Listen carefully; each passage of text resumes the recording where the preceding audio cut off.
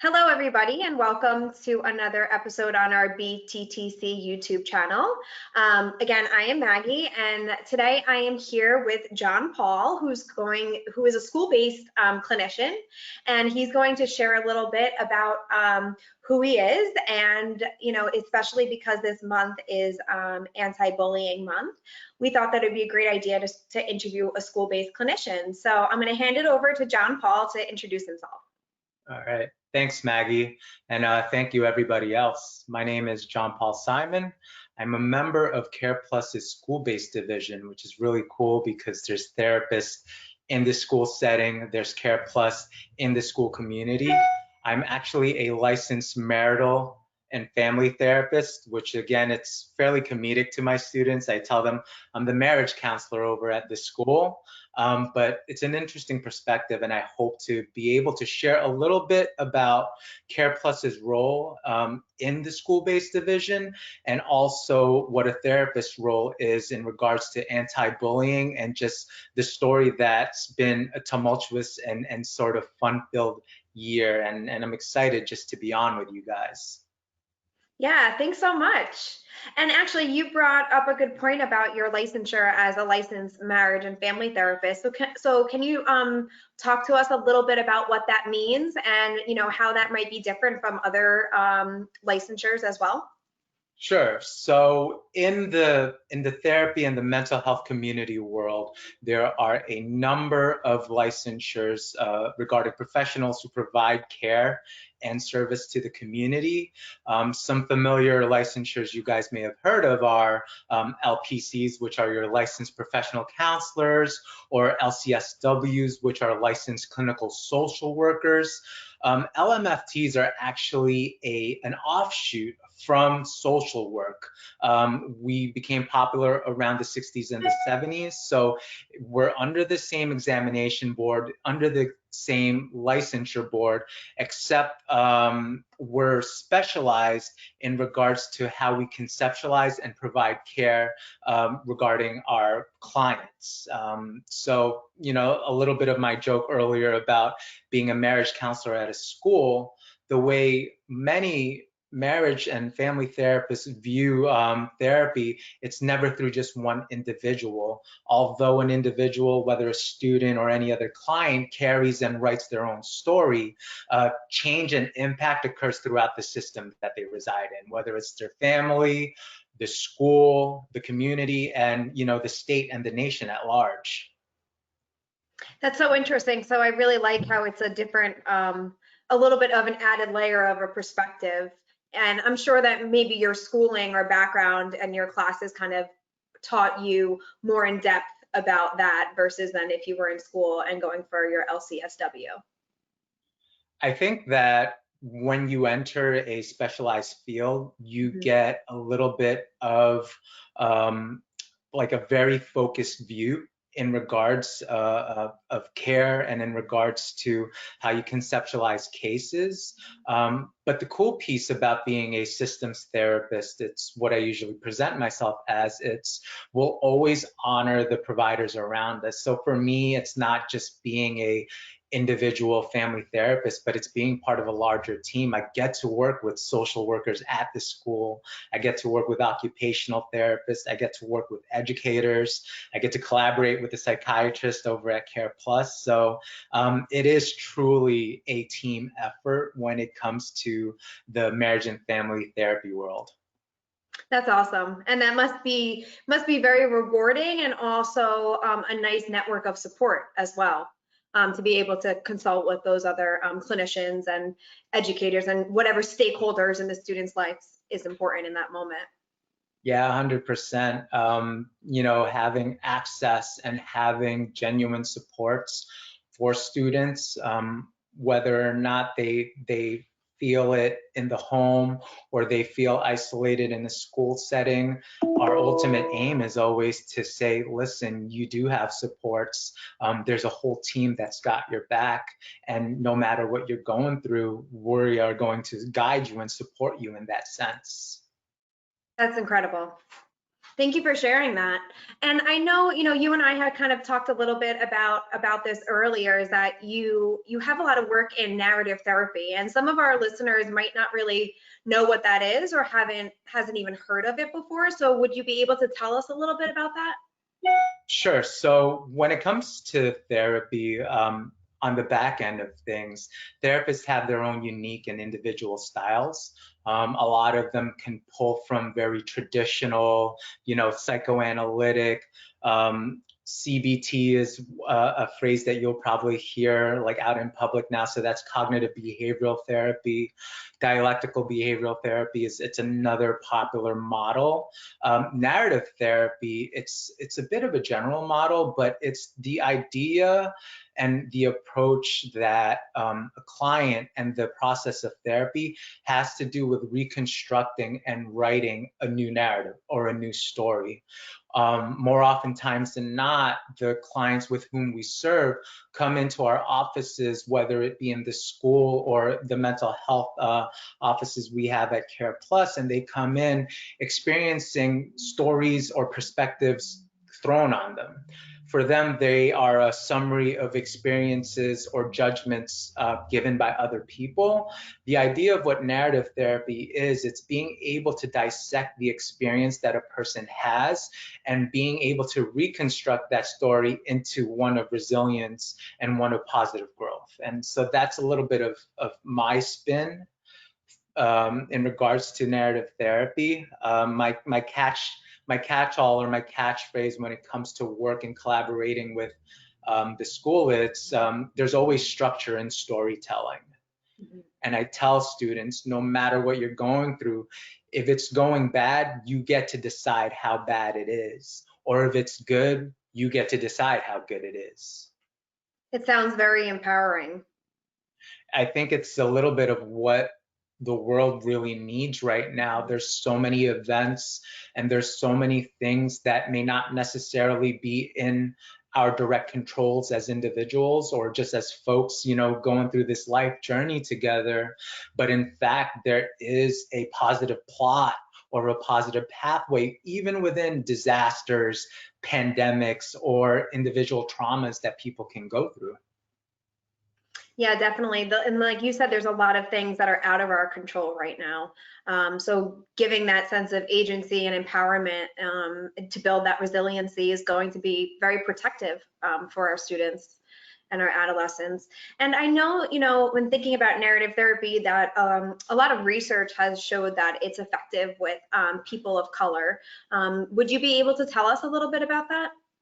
Sure thing. So, not within the context of the last few years, there's been a lot of movement in regards to what we can basically equate to a modern civil rights movement. The past few years, there's been a lot of news in regards to increased police brutality towards minorities and people of color. There's been a movement in regards to uplifting the voices of those, folks who identify themselves as minorities within our nation. And what narrative therapy serves to do is, again, it recapitulates a stance for the individual while not minimizing what's going on in the system. It's not to minimize that there is racism going on, there is xenophobia going on. The system does, provide disadvantages at some point for minorities, but within that, there's an idea of what story are you to write as an individual, whether it be somebody who is a racial minority, if you're African American, or if you're a sexual orientation minority, LGBTQ. That's another, sense of a minority story that's being written at this point. And I think it's not only just a way to look at things, it truly is an intervention. It hands the person the pen and says, write your story. What do you want to be remembered by? What do you want to become? Versus a lot of clients and a lot of folks who enter therapy, they often get that sense of I'm stuck, or it's because of this, and this is why I'm not successful. This is why I can't be who I want to be. This is why I can't be happy. Those external factors. An important piece of the narrative therapy approach is the fact that it's an internal individual person who takes that control.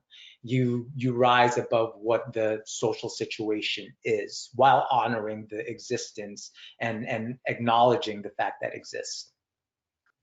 Thank you for sharing that, because I think it's very timely in what is going on in our society and in our world, and how the work that you're doing and the approach that you're using, which is narrative therapy, can be very impactful and very meaningful. Definitely. I mean, as a male therapist, I would never attempt to mansplain or begin to imagine what a female perspective is. If I'm Mhm. working with somebody who's African American, I'll tell them I've never been Black in my life. So I can't even begin to tell you where your struggle or what your experience is. And that's another way that narrative therapy works for practitioners.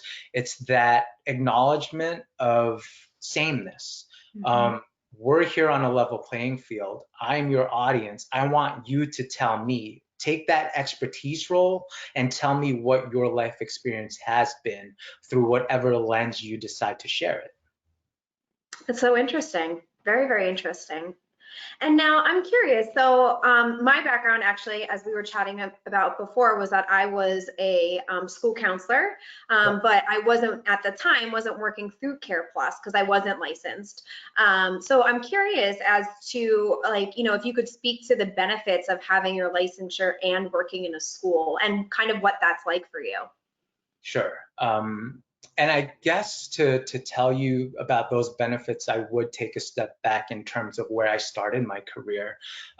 Prior to my licensure and even prior to my graduate education, I started in the mental health field via a mental health hospital. Or at least a mental health program within a hospital.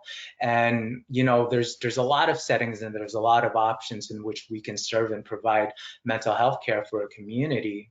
The hospital was one piece. I was doing a lot of group therapy, a lot of case management, and that was all well and doubt. But one thing I noticed when, following up and checking in on our clients or our patients who were able to complete our programs, it seems like within the construct or within the confines of that program, they were able to succeed. But then you take away the support of, like, let's say a partial care program, it's almost like the student or that individual changed, but everything around them didn't. And with that actualization, I decided to pursue my graduate schooling. It was actually my first supervisor who had said, hey, you should look into marriage and family therapy. It's an interesting field. It's specialized. And so I went that route and able to impact the family setting. And from 2013 up until 2016, I had the pleasure to work in Care Plus's CHIP program, which was a state-funded program, although it doesn't exist anymore. It served such a huge benefit to at-risk youth and adolescents. It allowed us to work with students and individuals via family. And then the same thing within that experience, I kind of noticed there's a ceiling that you hit. There's only so much the individual can do. There's only so much that family can do. And then you begin to open wider the perspective again. What system does this family reside in? And what other systems can you connect with as allies? And the school-based setting kind of just made sense. Again, the marriage counselor in a school setting, it doesn't make sense, but it does. And the way I kind of sell it is this: it's those individual sessions, those social skills groups are just one minute portion of what school-based provides. For me, being a therapist, being a school-based therapist, and being able to operate within a school district, it allows me to change the system. It allows me to partner with the director of special services. It allows me to engage with school counselors or guidance counselors, if you're old school folks out there, or I get to interact with educators, and we get to say, in what way can we heal? In what way can we improve mental health? Not just with the individual students that are identified with mental health issues, but just in regards to overall systemic mental health. Because after a certain point, you'll hit that ceiling. And to truly, heal as a community, you have to impact the system. So as a therapist within a school setting, that's been my role, and that's been my professional mission within the district that I serve. Luckily, I have a point person who's the director of special services there. She agrees with that vision. So we don't just look at direct services or related services. We look at community impact. We provide, workshops, parent sessions, community seminars in regards to, for example, how to deal with COVID-19 as a shared anxiety experience. We're looking to launch our first parent series this Thursday, actually, talking about how to reopen appropriately, how regulation, relationship, routine is needed after what I like to call COVID-19 burnout. And that's kind of the cool piece. Like, being a therapist, you tell students, or you tell, and this, you tell the people that you work with, the work doesn't occur in this office. Change occurs once you step out of it, and change involves your world around you. That's really cool to hear that, you have that alignment with other administrators and support within the school district, because I know how important that is to get buy-in from staff and administration to say, this is an important issue that I want to highlight and address. And, your career passion and your goals to inform the community and just spread more education and awareness is super, super meaningful, and that's part of what we do in our Bergen Trauma Training Center as well, is to provide those services for our communities, because a lot of times, the caretakers, educators, and all of those people spend more time with the students than we do, as a clinician. So, empowering them and giving them the tools to be successful is so important. Sure. And for me, I kind of joke around sometimes. I strive to be the laziest therapist in the world. I try not to be the person doing the work, because in all honesty, it's everything that's happening outside. And the cool thing is, you get to tell these students, no matter what trauma that they've been in, you kind of you project that vision for them. Like, you're stronger than your struggle. Victory is already there. It's just how you write your story. And you probably get that more than anybody with the Bergen Trauma Center, with the statistics that you guys utilize to kind of create your platform. Trauma it's not just a simple definition.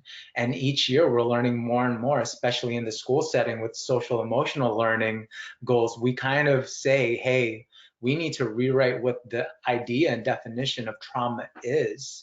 Trauma can be shared. Trauma is more than just individual. Trauma can be generational. Trauma can be environmental. So I'm appreciative, again, of you reaching out. When you guys, reached out, I was like, of course I would love to have this conversation.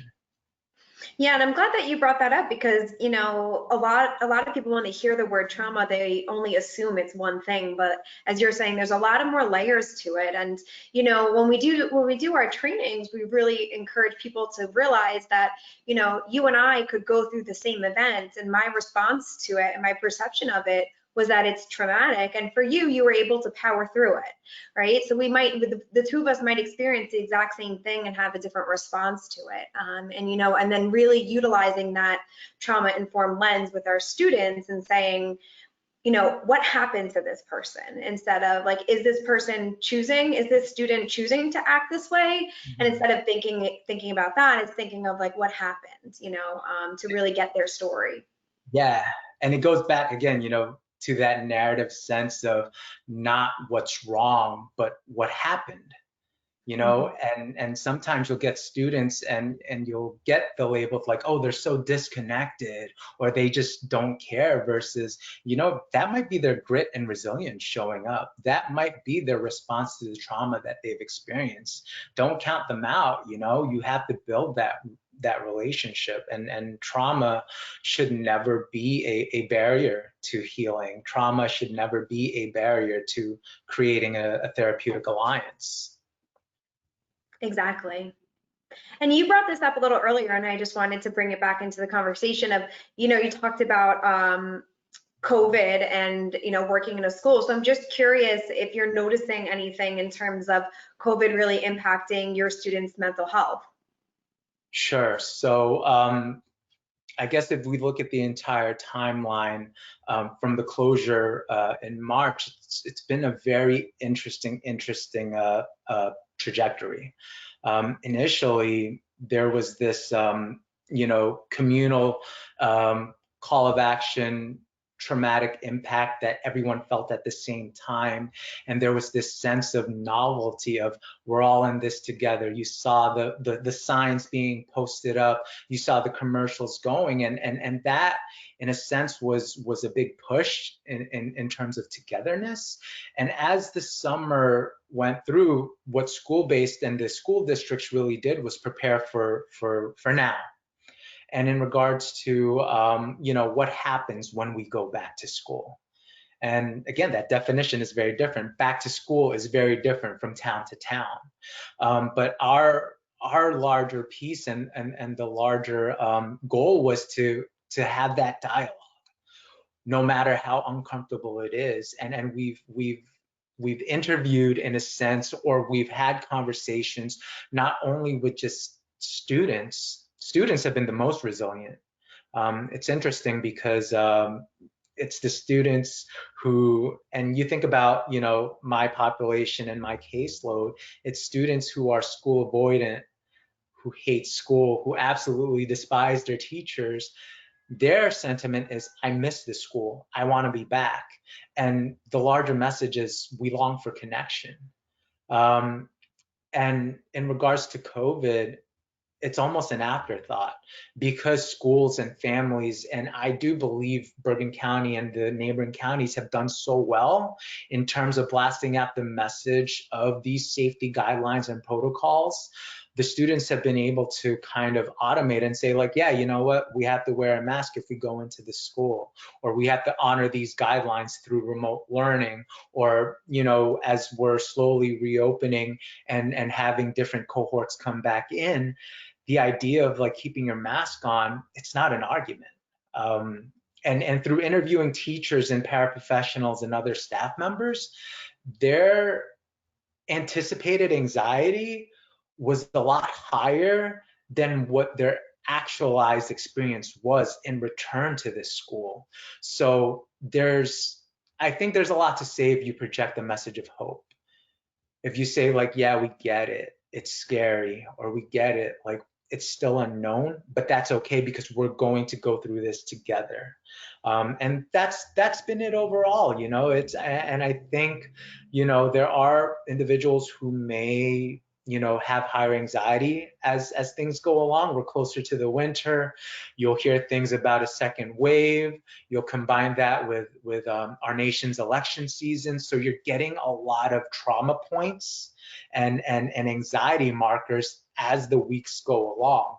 But the cool part is, if you stand there with the community that you serve and you kind of acknowledge and honor that experience and say, like, yeah, that strange feeling or apprehension you're feeling, yeah, that's anxiety, but that's just another objective. That's just another goal that you're preparing yourself to climb. And that's been the stance, whether it's student, teacher, or family with whom we're serving. That's awesome. And like you said, the idea of hope and the idea of togetherness is really empowering and meaningful, to give that idea to students, even talking about younger children as well, who might not fully understand or conceptualize really what's going on, but being there to validate and empathize with their feelings is extremely, extremely important. So, I was in a school when that, that March 13th or whatever that last day was that everybody was there and, thinking, okay, it's not going to last a long time. And then when it did, we have a lot of those students who school is their safe place. So as you mentioned, that resiliency kind of acted like automatically because they were seeking that safety, that support, and that place of calm. And even though school is a little different this year for everybody, and our world is a little chaotic, that's really helpful to have that network of support. 100%. And shout out to the educators who have been so flexible, to the parents who've been, stay-at-home parents by force, putting on their teachers' caps, juggling multiple family members. Again, it's a story that you write. You can drown with the fact that, hey, 14 days later to flatten the curve, we're months past that now. And if the sticking point is that, you will be caught in apprehension, you will be caught in anxiety versus how do I face the next challenge? How do I get through this next chapter? And so, so far, I believe overall the community has done the best that they could, which is a message that you have to send the parents that you work with also, like, it's okay, you're trying, and that's all that matters. And thank you for bringing that up because, I think a lot of people are stepping into different roles that they might not have been used to and acting as heroes in many different ways. And to have that acknowledgement is very important. Sure. Yeah. I mean, it's funny. You'll probably hear this from like the Care Plus therapists themselves too, and anybody going through this kind of chapter. The phrase that I'm hearing the most is like, you know what, JP? I never knew I could do this. I didn't realize that I could do this. Whether it's like, kicking butt at making banana bread, or taking on a new, fitness challenge, or, teaching your children how to do math. It's been an awesome journey, and it's fun. There's a lot of strengths that people are able to unlock throughout these trauma points. They just need the right network and the right supports and those encouraging words of hope, as we mentioned. Exactly. And it'll be interesting, to see how the next few months unravel and things like that. But it's really great to hear that a lot of our students are acting with that resiliency, and that our educators and families and communities are really doing that the best they can. And one thing we had talked about is that October is anti-bullying month. So I was just curious as to what sort of activities and things you've been doing within your school during this month. Sure. So within New Milford School District, their anti-bullying campaigns, their student groups, they're always active. Although the activities have been different this year, just because we're not fully integrated into campus yet. We're doing a lot of outreaches. Our social skills groups that we run, we are focused on, what does bullying mean? We've had topics such as like, how can friends be bullies? So, again, expanding that definition or that experience. It's not just that traditional, the big kid who took your lunch money. And then also a spike in education in regards to cyber interaction. The idea of anti-bullying crossing the planes of the internet and social media. I think that's been a really big movement that we've had in terms of the education that we're providing students. How does one be an anti-bully advocate online? How do you become a social justice activist the right way? Because one thing that we've really been working on is having a platform, utilizing it to defend your stance, but then not becoming the bully at the same time.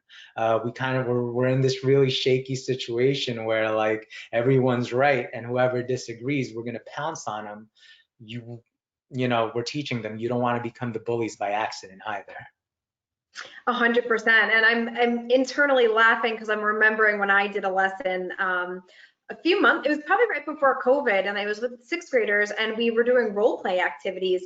And, you know, the students would role play back. I would say, you know, how can you be an upstander to this person? And they would then in turn be the bully. So you're making me make that connection now of, you know, we have to make sure that we're using, you know, kindness, we're using I statements, all those things, but doing it in, you know, a positive way to make that change.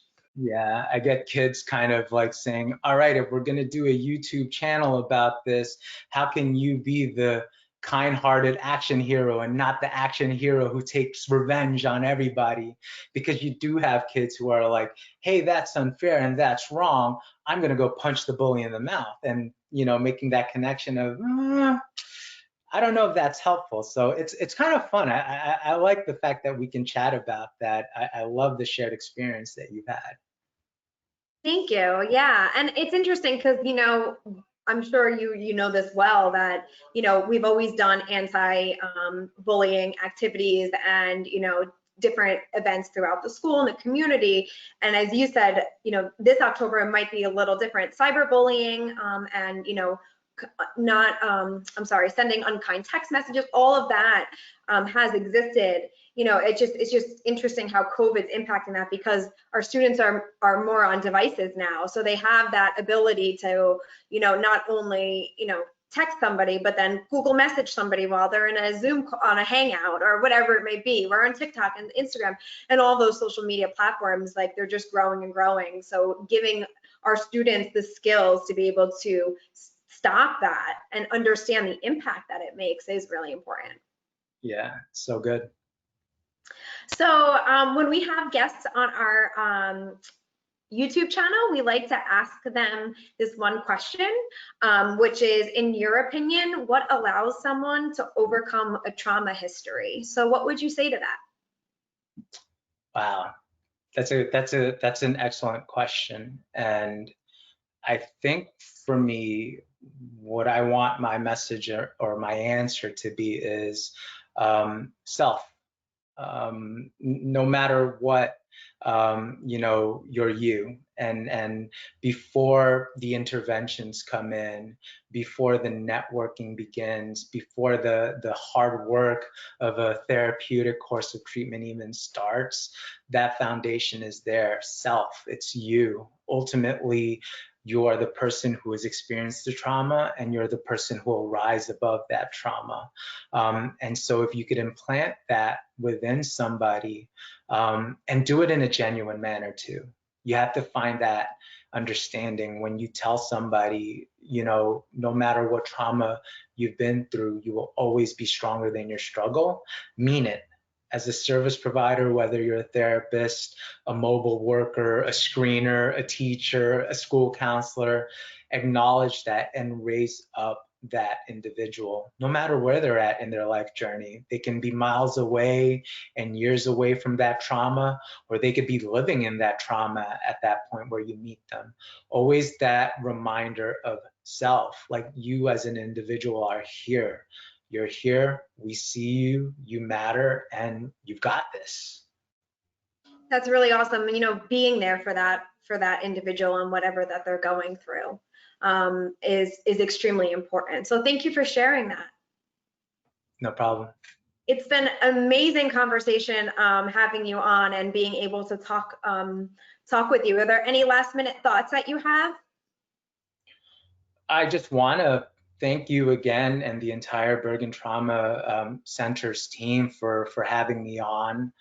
For the folks who are watching, you know, just remember to be kind to each other, to be happy and to be well, take care of one another. And, you know, as the weeks go along, no matter what we go through, even if there's no end in sight, the trauma that you face will never amount to the strength that you have.